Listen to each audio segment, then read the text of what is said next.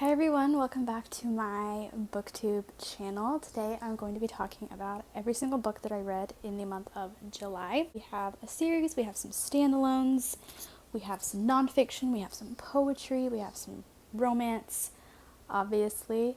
Two of the books I do not have here with me, but the rest of them I do. I read a total of 7. I guess first we will talk about the books that I don't have with me. So first is A Grief Observed by C.S. Lewis, and the reason I don't have this with me is because it is downstairs and I do not feel like going to get it.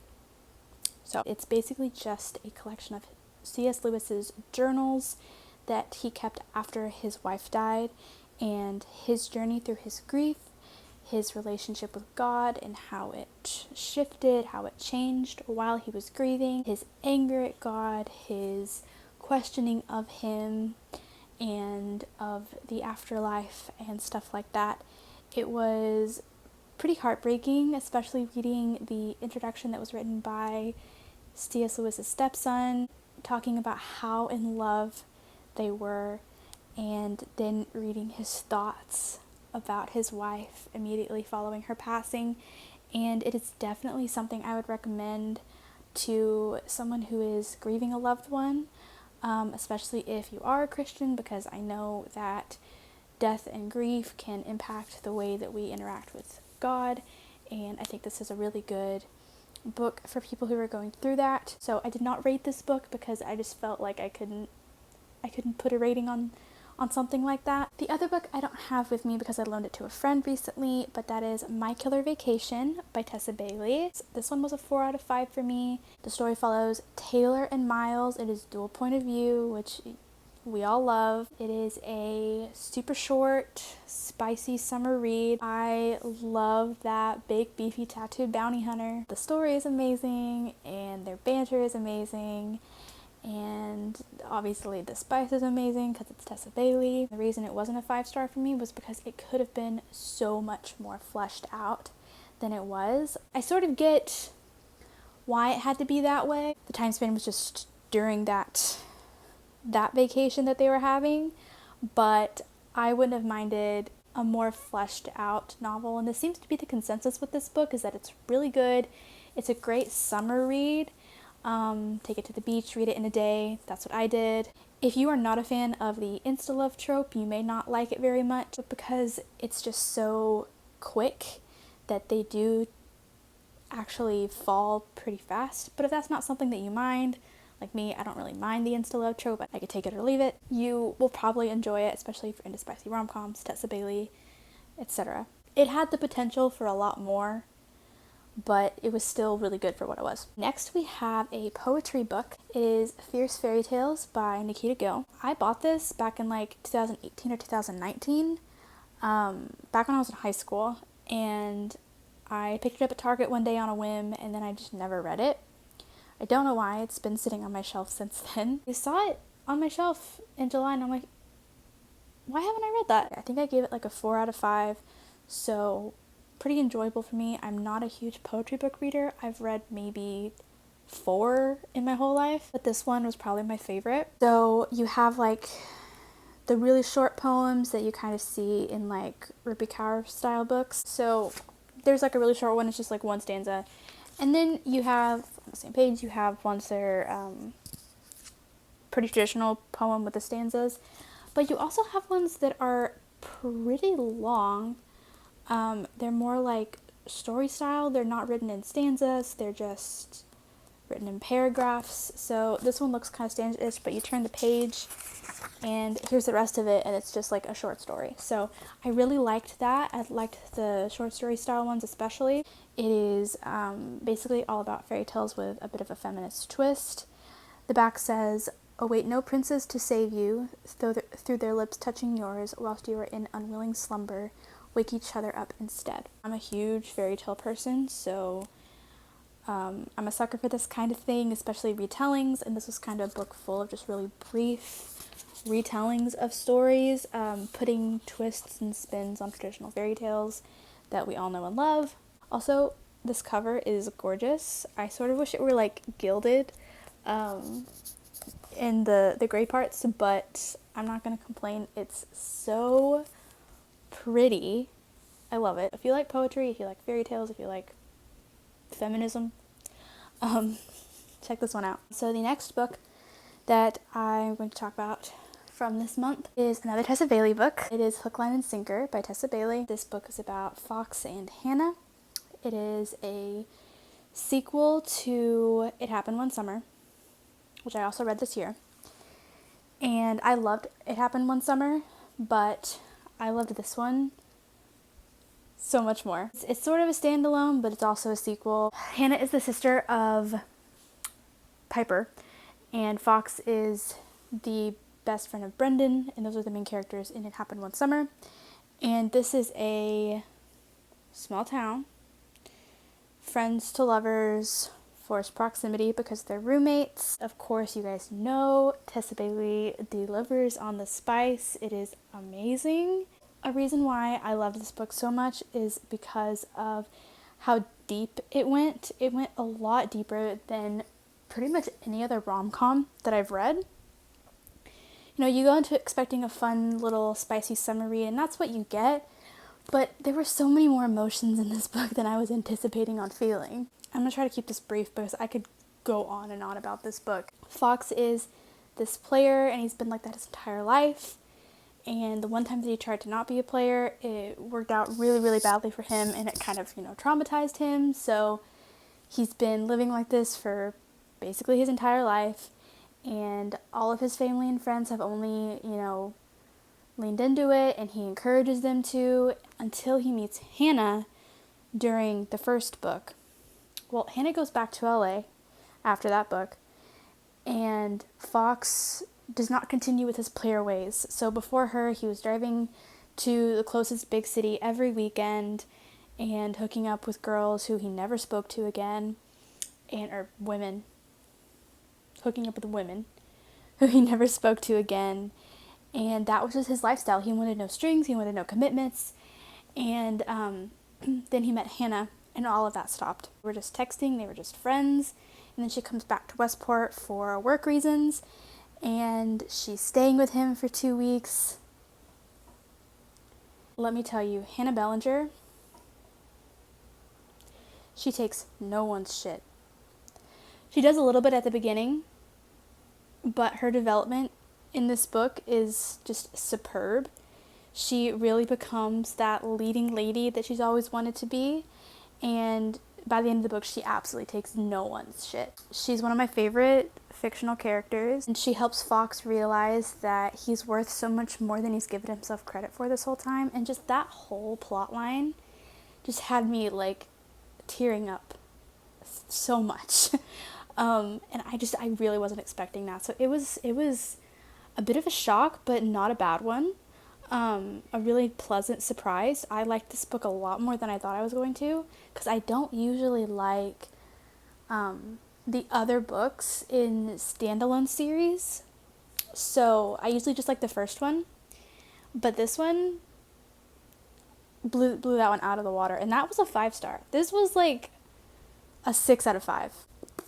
Next, I'm going to be talking about the series that I read, and I have talked about this series in almost every video I've uploaded so far, and it is the Stalking Jack the Ripper series. I have 3 of the 4 books here with me because the first book I read in June. I will briefly go over the plot lines for these and then sort of give you a wrap up on the series as a whole. Of course, the first book is Stalking Jack the Ripper.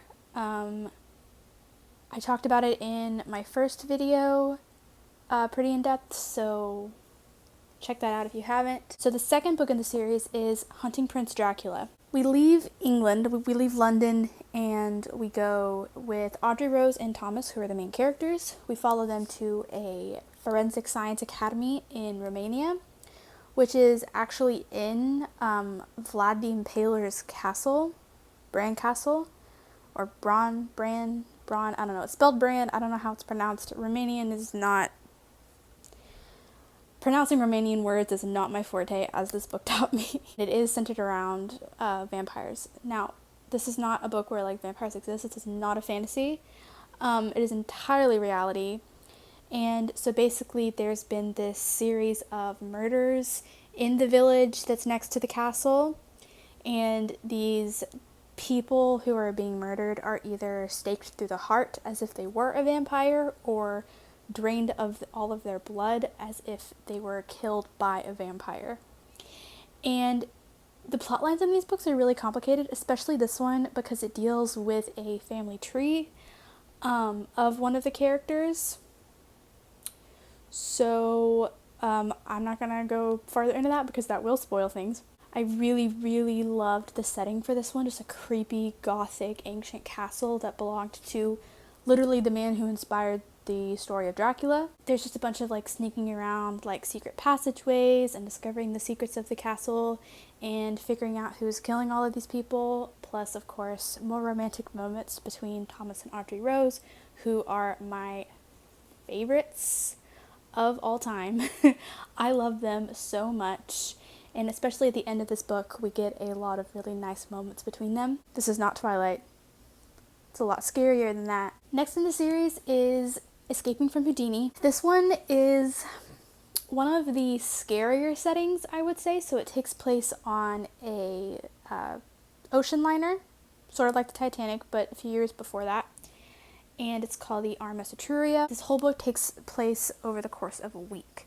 So it's the fastest book. I did have a couple problems with this one. I rated this one a 4 out of 5.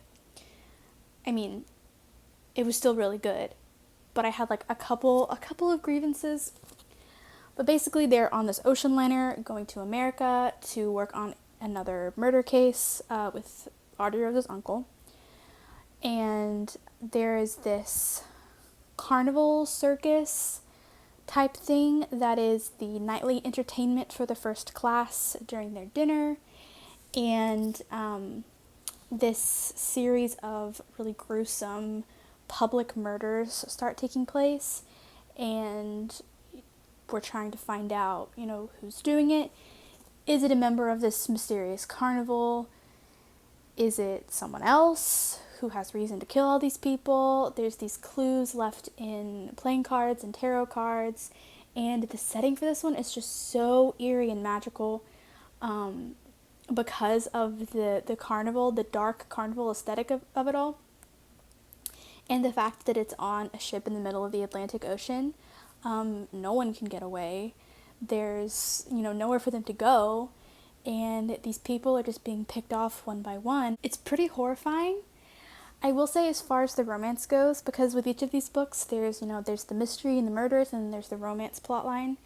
I thought that we were done with the will they, won't they with Thomas and Audrey Rose after the end of the last book, once they finally confessed their feelings to each other. We weren't. So Audrey Rose is kind of a dumb bitch in this one. I really, really hate saying that because she is one of my all-time faves, but she makes some really bad decisions in this one. I can't entirely blame her because she is 17 for the entire course of these books, which is insane. I was so frustrated with her throughout this book. I wanted to reach in and shake her, which is why it didn't get a higher rating than 4 stars. Otherwise it probably would have gotten like a 4.5, but I brought it down a little bit just because I was really frustrated with her actions. It felt very out of character for her. Basically, she plays around with Thomas's heart, tries to convince him that she doesn't love him anymore, but she does.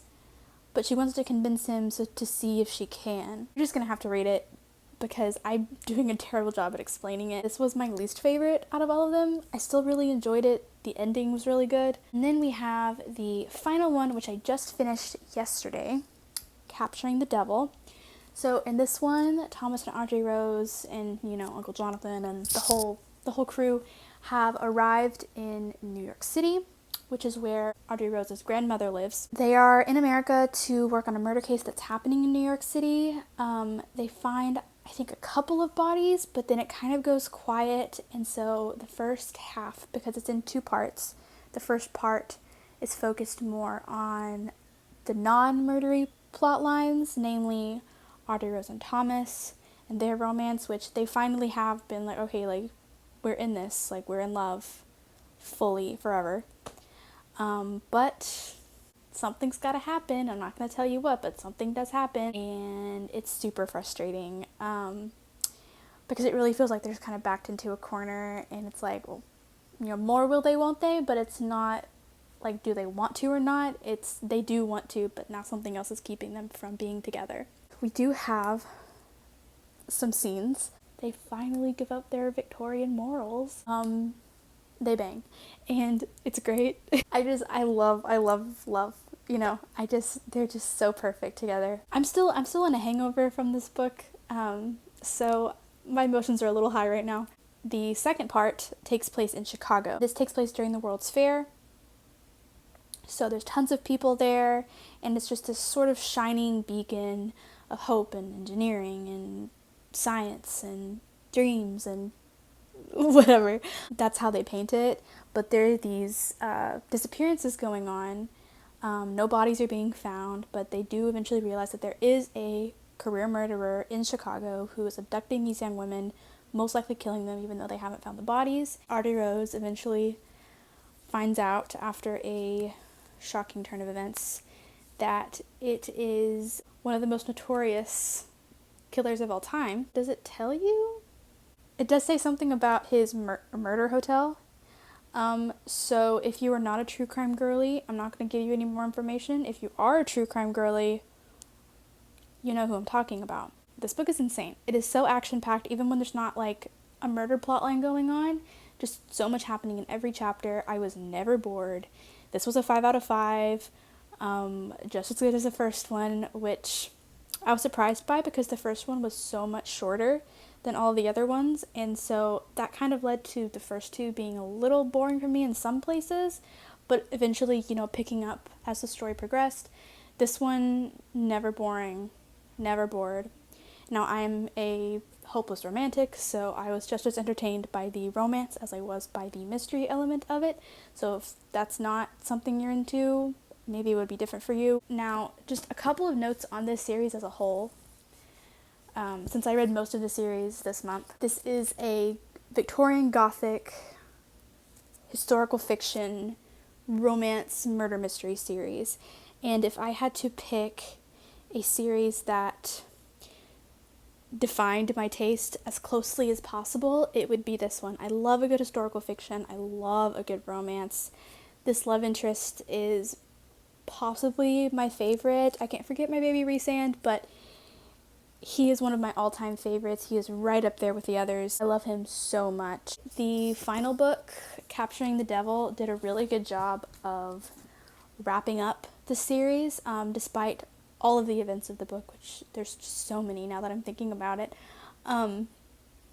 It did a really good job wrapping everything up, bringing everything full circle. I like it when plot lines sort of come full circle, which they don't always. I was so heartbroken to close this book for the last time last night, because I have just grown so attached to these characters and their stories. But the epilogue was very satisfying. It takes place 1 year later, and there's sort of like a second one that's like another year later. So you see 1 year later and you see 2 years later after the story. It was just so nice to see everyone together and happy and not almost being murdered. If you take anything away from my channel, it is that you need to read this series. If that is all you take away, let it be this. Stalking Jack the Ripper was a 5 out of 5. Hunting Prince Dracula was a 4.5 out of 5. Escaping from Houdini was a 4 out of 5, and Capturing the Devil was a 5 out of 5.